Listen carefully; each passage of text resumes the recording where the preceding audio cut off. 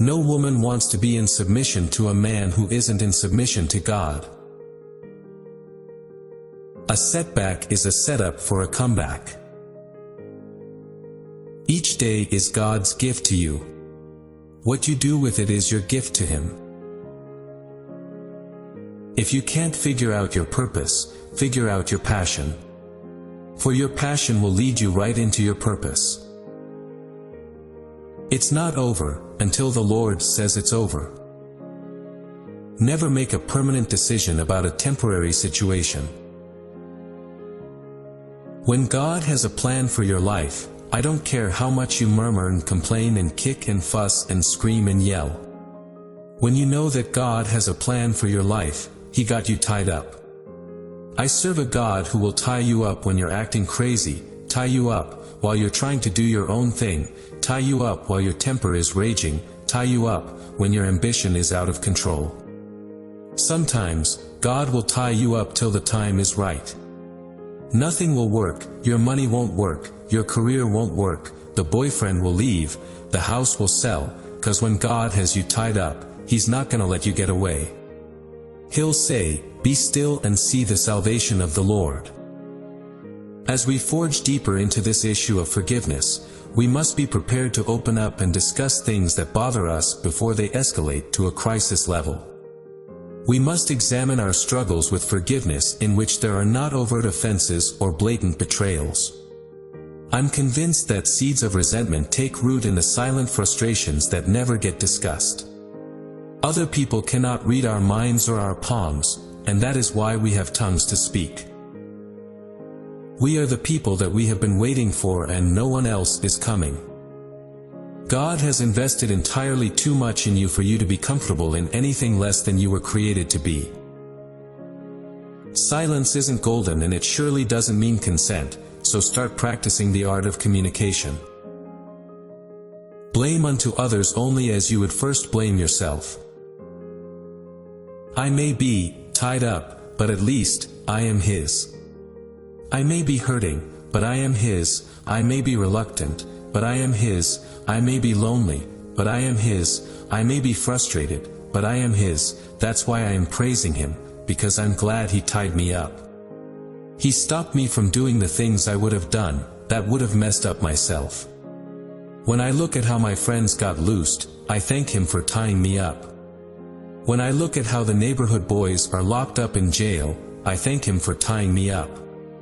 I am not happy about it then, but I'm glad about it now. When I think about the person I almost married, when I think about the job I almost got, when I think about the people who wouldn't let me join their clique, when I think about the people who stops talking to me, I thank Him for tying me up. I thank Him for the rope that got me tied up.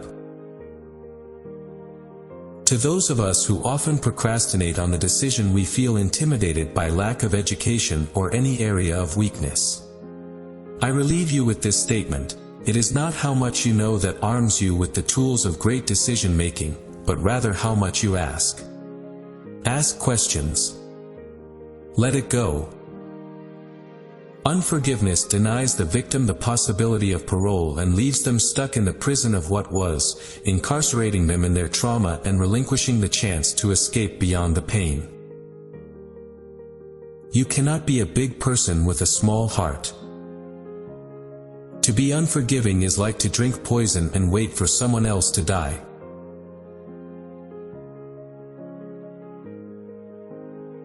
The art of avoiding extremes is an art that is drawn on the canvas of maturity and painted with the abstract strokes of many experiences. What woman would not appreciate a God who becomes her attorney, assumes her case, requires no fee, and wins her the victory?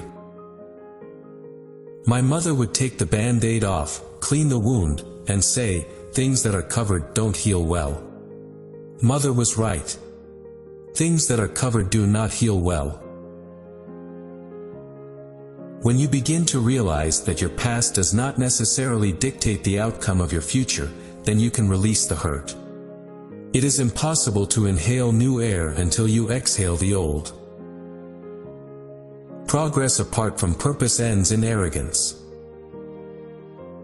Sometimes what makes us insecure and vulnerable becomes the fuel we need to be overachievers. The antidote for a snake bite is made from the poison, and the thing that made you go backward is the same force that will push you forward. You'd be surprised at the things that look great on the outside but are dysfunctional on the inside. Be sure to function as good as you look. A whole woman will always attract a whole man. And when they touch, they will fuse to create a whole marriage. Ultimately, when the time is right, they will produce whole children. When you hold on to your history, you do it at the expense of your destiny. The brilliance of morning is in sharp contrast with the darkness of night. Woman, thou art loosed. Destiny will always make someone angry, but better that person be angry with you than for you to be angry with you. I guarantee you will end up an angry person the day you awaken spiritually and realize that you've adhered to everyone's priorities except your own. Hardship can humble you, but it cannot break you unless you let it. Your instinct for survival will see you through if you're attuned to its frequency. Instinct will find a temporary stopgap without ever taking its sights off your larger goals. There's no greater way to hone your instincts than to overcome adversity. Some young ladies are so starved for male approval that what should be a normal attraction to men is accelerated into an obsessive need for male affirmation. Tragically, these dear ladies allow themselves to be devoured in the arms of men who have neither regard nor respect for them as people. Destiny is not for comfort seekers. Destiny is for the daring and determined who are willing to endure some discomfort, delay gratification, and go where destiny leads. Share your dream with people who want you to succeed. When you don't become fixated on winning the prize or appearing successful, and instead pursue your passions, then you will discover the fulfillment that comes from living by instinct. When you live your own dream, you don't have time to be a hater. You are closer to destiny than ever, wiser than you have ever been, because you've learned from the ups and downs you have experienced. You are stronger than you've ever been because you have endured hardship, hurt, and betrayal of false friends, and are still standing. You are closer than ever because you've figured out who you are and who you are not. You know what you want and where you belong. You have let go of the people and the circumstances that have no role in your future. You're closer than ever because you live in ever-growing awareness of what matters in your life and what does not. Smell and taste your destiny. You know you are close because you are striving. Soon the entire unfolded journey will make sense. Your time is limited, so don't waste it living someone else's life. Don't be trapped by dogma, which is living with the results of other people's thinking. Don't let the noise of others' opinions drown out your own inner voice. And most important, have the courage to follow your heart and your intuition. They somehow already know what you truly want to become. Everything else is secondary. Others can inspire you, but ultimately the only thing that empowers you is what lies within you and learning how to better utilize what you've been given. If you stick your head in the sand and ignore things that you have the power to change, you can't blame anyone when they don't turn out right. Much like the removal of moles and skin lesions is done to prevent them from growing into more serious skin abnormalities, removing minor discord before it becomes a calamity is an important use of our time. Most people don't like to make waves and they swallow frustration and bury true feelings, not wanting to compromise temporary tranquility, never realizing that massive turmoil doesn't start out massive, it grows beneath the skin like a cancer that could have been avoided with early detection. Faith is the substance of whatever it is that we hope for. The important thing is that we teach that faith is connected to good works and responsibility. Listen, God can't bless what you won't do. You haven't been taught correctly. Prosperity doesn't just come from giving an offering. It's good to be a giver. But you must also be a thinker, a planner, and a worker. Regardless of the obstacle in your life, there is a wind from God that can bring you out. Let the wind of the Lord blow down every spirit of fear and heaviness that would cause you to give up on what God has promised you. If someone must be hurt, if it ever becomes necessary to bear pains, weather strong winds, or withstand trials or opposition, let it be adults and not children. Could it be that we allow the conditions in our lives to distract us from the meaning of our lives? New levels bring new devils, more favors means more haters. Face the giants in your life, slay them, and move on. Do not be daunted by the mistakes and failures in your life. The hell of regret, he who wins the race cannot run with the pack. And once you get out you can't come back, because caged lions don't mate with free ones. If ever you are going to win, you must forsake the social construct of the cage and all the cage dwellers. It is important to remember that for every person, there will be a problem. Even more importantly, for every problem, our God has a prescription.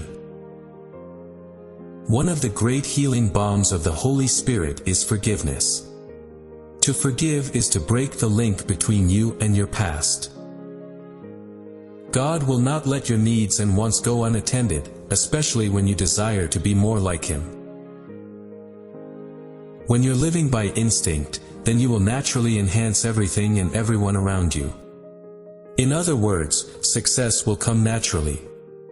When both your intellect and instincts are aligned, then producing the fruits of your labors brings satisfaction beyond measure. Sometimes we esteem others more important than ourselves. We always become the martyr. It is wonderful to be self-sacrificing, but watch out for self-disdain. If we don't apply some of the medicine that we use on others to strengthen ourselves, our patients will be healed and we will be dying. When we are placed in a set of circumstances where we have to take initiative and be creative, some of us find it hard to transition. Those people have been trained not to think but to obey orders. They are slaves to the training, unconsciously pledging allegiance to the average. Mentally they recite from the manual of mediocrity. We are assaulted by so much information each day that it's easy to lose touch with the voice inside us, the compelling sense of knowledge, the awareness we have in our gut. In addition, we're often conditioned to dismiss our instincts as primal and animalistic, subjective and unscientific. We're taught to rely on facts and figures, data and digits, not hunches and gut feelings. As you assess your current location and motivation for being an entrepreneur, do not be discouraged by the size or number of obstacles in your path. If you can catch a vision for it, then God can do it. You leave the cage, the transition into the jungle will definitely be challenging. You take a few steps forward and a few back. You stumble and fall and get back on your feet. Such is the way we learn to lean forward and keep stumbling toward success. Need instead to find people who are in sync with our beat and form a more perfect union with those who hear the same rhythm. It is time for us to find the thing we were created to do, the people we were meant to affect, and the power that comes from alignment with purpose. Having had unique opportunities to sit at the table,